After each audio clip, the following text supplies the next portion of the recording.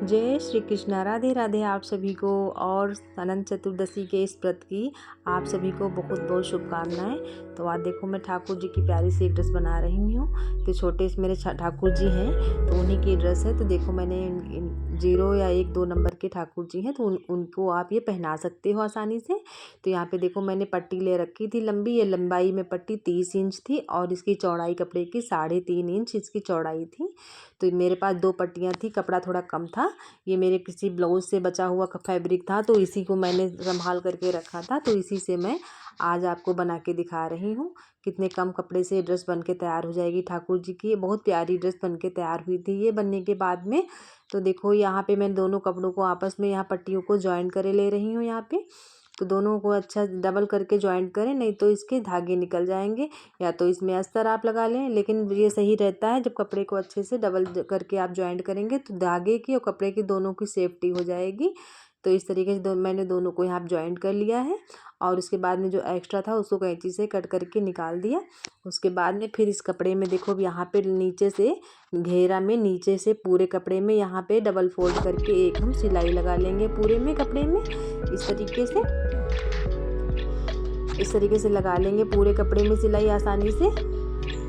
तो देखो उसके बाद में फिर इस कपड़े पे हम लगाएंगे लेस, एक गोटा पट्टी वाली हम लेस इसके ऊपर यहाँ पे लगा देंगे। मतलब बहुत प्यारी ड्रेस से बन के तैयार हुई थी और मैंने अपने ठाकुर जी को ये पहनाई थी। तो पहनने के बाद में ठाकुर जी मतलब सच बहुत प्यारी ड्रेस लग रही थी कि मतलब बहुत अच्छी लग रही थी ड्रेस ये।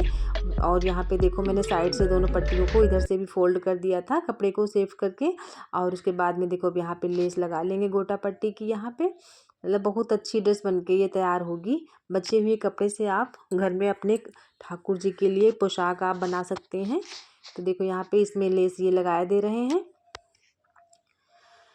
और उसके बाद में देखो फिर अब इस कपड़े में यहाँ पे थोड़ी मुझे वो कपड़ा जो है बनारसी था ना, तो इस वजह से हैवी कपड़ा था तो यहाँ पे थोड़ी सलबटें आ गई थी। तो वही मैंने खींच करके धागे को सही कर लिया। उसके बाद देखो यहाँ पे छोटी छोटी सी पूरे फैब्रिक में यहाँ पे प्लेट डाल देंगे। और जब प्लेट आप डालें तो इसमें पूरी कपड़े में एक जैसी प्लेट डालें। छोटी छोटी डालें तो छोटी ही डालें, बड़ी डालें तो बड़ी प्लेट डालें। अगर छोटी बड़ी हो गई तो उसका जो है फ्लेयर घेरे का अच्छा नहीं देखने में लगेगा। तो इस तरीके से देखो मैंने एक जैसी पूरे कपड़े में यहाँ पे प्लेट भर दी। और उसका यहाँ पे कमर हम रखेंगे 3.5 इंच।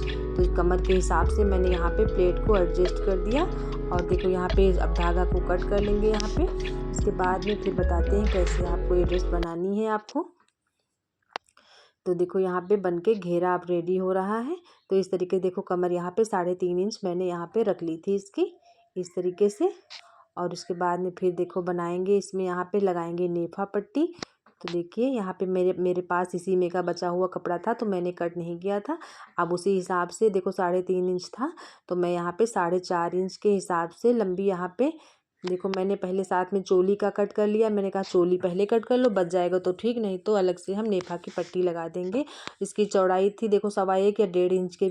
तो सबसे पहले देखो हम यहाँ पे चोली को बनाए ले रहे हैं। साथ में देखो यहाँ पे डबल फोल्ड करते हुए इस तरीके से यहाँ पे इसको सिलाई साथ में इसमें पूरी पट्टी में लगा करके और साथ में इसमें भी हम एक गोटा पट्टी ऐड कर देंगे। जो लहंगे में घेरे में लगाई थी वही पट्टी इसमें गोटा की ऐड कर देंगे। तो इस तरीके से चोली पट्टी, जब भी आपके पास कपड़ा कम हो तो पहले आप यहाँ पे गोटा चोली आप पहले बना लें। अगर कपड़ा कम है तो चोली पहले बना लें। अगर नेफा उसमें आप लाइनिंग का भी यूज़ कर सकते हैं तो ड्रेस मतलब ख़राब नहीं होगी, बन जाएगी अच्छी।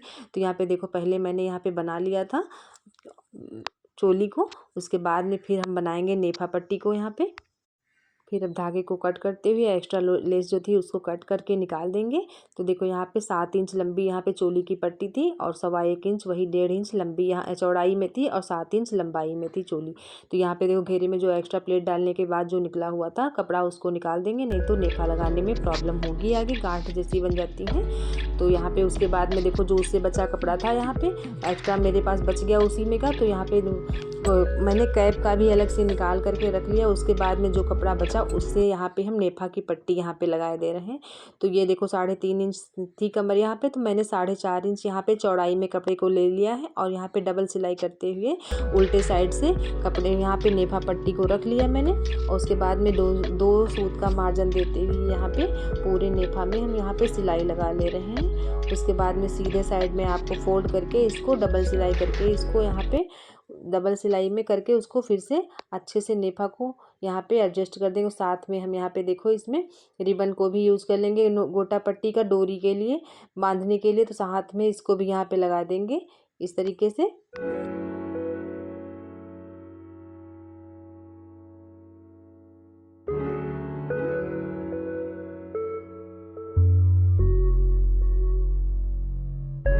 डबल सिलाई यहाँ से भी करते हुए अच्छे से कपड़े को संभालते हुए पट्टी को, और यहाँ पे प्लेटों को थोड़ा देख लेना, नहीं तो इधर उधर फंस जाएंगे तो प्लेटें देखने में लुक अच्छी नहीं लगेंगी, उलट पलट ना जाए।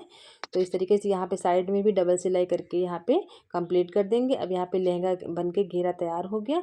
अब इसके बाद में इसमें लगा देंगे हम यहाँ पे साथ में चोली। तो इस तरीके से यहाँ पे देखो, यहाँ पे एक लहंगे में यहाँ पे बीच में यहाँ पे सेंटर पॉइंट लगा करके उसको यहाँ पे चोली को भी साथ में एडजस्ट कर देंगे, और जो यहाँ पे एक्स्ट्रा धागे वगैरह निकले थे उनको भी फिनिशिंग करके सफाई से निकाल देंगे। देखो यहाँ पे सेंटर पॉइंट लगा करके अब यहीं पे लगा लेंगे चोली को। तो चोली को उल्टे साइड में रखते हुए यहाँ पे इस तरीके से यहाँ पे देखो डबल करके इस तरीके से रख लेंगे, और यहाँ पे डबल सिलाई करके इसको भी यहाँ पे हम, तो मैं दूसरे तरीके से यहाँ पे लगा रही हूँ। यहाँ पे अगर इस तरीके से आप लगाओगे तो नैपी का भी यूज़ मतलब आपको पहनाना नहीं पड़ेगा, तो दोनों 2 in 1 वाला काम इसमें हो जाएगा। तो मैं देखो उल्टे साइड में और चोली को सीधा रख के इस तरीके से लगा रही हूँ। तो जब ये पहनाएंगे तो इस तरीके से देखना मतलब बहुत अच्छी बन जाती है। शॉर्ट में मैं आपको दिखाऊंगी, कैसे देख लेना कैसे क्या पहनाई थी ड्रेस ये, मतलब बहुत अच्छी ड्रेस बन के ये तैयार हुई थी ये। उसके बाद में देखो बनाएंगे कैप। तो कैप बनाने के लिए देखो मेरे पास यहाँ पे जितना ठाकुर जी का सर का मेजरमेंट था वो मैंने नाप लिया था। उसके बाद में देखो यहाँ पे उतना ही मैंने कपड़ा ले लिया था। तो मैंने कपड़ा ले लिया था 6 इंच और 1.25 या 1.5 इंच यहाँ पे चौड़ी पट्टी थी। तो इसको भी देखो यहाँ पे हम इसको एक सिलाई करके इसको डबल फोल्ड करके सिलाई लगा ले रहे हैं।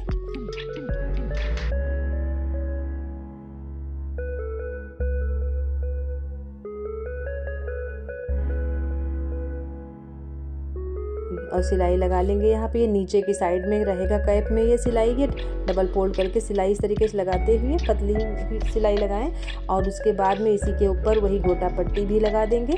तो इस तरीके से ये देखो कितनी प्यारी सी कैप बनके छोटी सी कैप ये तैयार हो जाए, क्योंकि छोटे जो दिख रहे होते हैं तो उनको थोड़ा बनाने में कपड़े का भी ध्यान देना पड़ता है, फिटिंग का भी ध्यान देना पड़ता है, बड़ी ना हो जाए छोटी ना हो जाए। तो इस तरीके से आप बनाएंगे बिना इलास्टिक के, मतलब सुई धागे से हाथों से बनी हुई ये कैप ये पगड़ी तैयार हुई थी, मतलब बहुत प्यारी सी कैप बन के तैयार होती है। तो इस तरीके से देखो यहाँ पे मैंने गोटा पट्टी लगा दी। अब देखो इसको डबल फोल्ड करके साइड में डबल सिलाई करके यहाँ पे भी लगा देंगे एक सिलाई। इस तरीके से देखिए यहाँ पर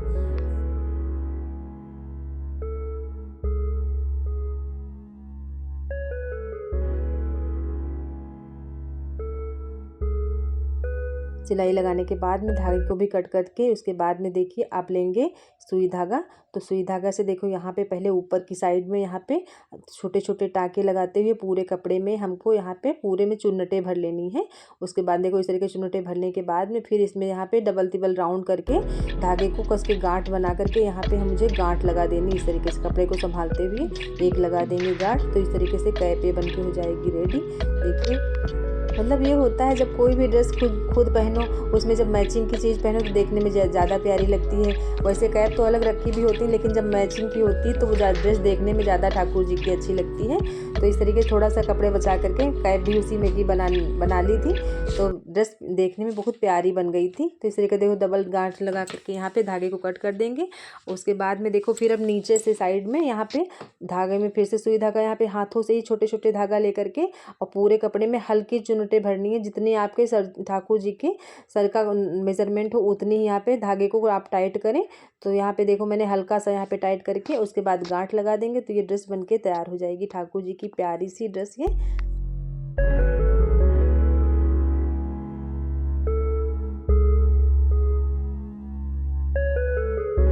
तो मैं यहाँ पे देख रही थी नाप करके ठाकुर जी के कि लगा करके बड़ी तो नहीं छोटी तो नहीं, इस तरीके से जब बनाए तो मेजरमेंट साथ में कैप का कर लें तब बनाएं। तो इस तरीके से छोटी बड़ी आपकी कैप नहीं होगी, और नहीं तो छोटी बड़ी हो जाएगी तो बाद में आपको फिर से उधेड़ करके मेहनत करनी पड़ेगी दोबारा।